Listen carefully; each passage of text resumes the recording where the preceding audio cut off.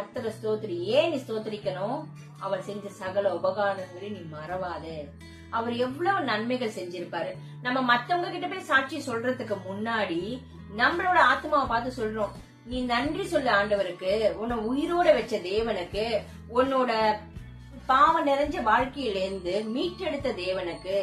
எந்த பாதையில நம்ம நடந்தோம், எந்த அக்கிரமத்துல நம்ம விழுந்தோம், எந்த குழியில இருந்தோம், ஆனா தேவன், ஜீவனோட தேவன் நம்மள கண்டெடுத்தார், மீட்டெடுத்தார். சம்டைம்ஸ் நம்மளுக்கே சோர்ந்து போகல, என்னடா வாழ்க்கை இதுன்னு. அந்த நேரத்துல நம்ம ஆத்மா பார்த்து சொல்லணும், மறந்துடாத, ஆண்டவர் உனக்கு என்னெல்லாம் நன்மை செஞ்சிருக்காரு.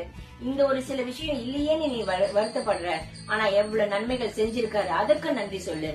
இன்னைக்கு நீங்க எங்கேயாவது அந்த மாதிரி மறந்து போயிருந்தீங்க, ஒரு விஷயம் ஆண்டவர் நமக்கு நினைப்பு விட்டுக்கிறார். உங்க ஆத்மாவை, நான் என்னையும் சேர்த்து சொல்றேன், என்னோட ஆத்மாவை பார்த்து சொல்றேன், தேவன் செஞ்ச சகல உபகாரங்களையும் மறவாமல் இருக்கவும் அப்படின்னு.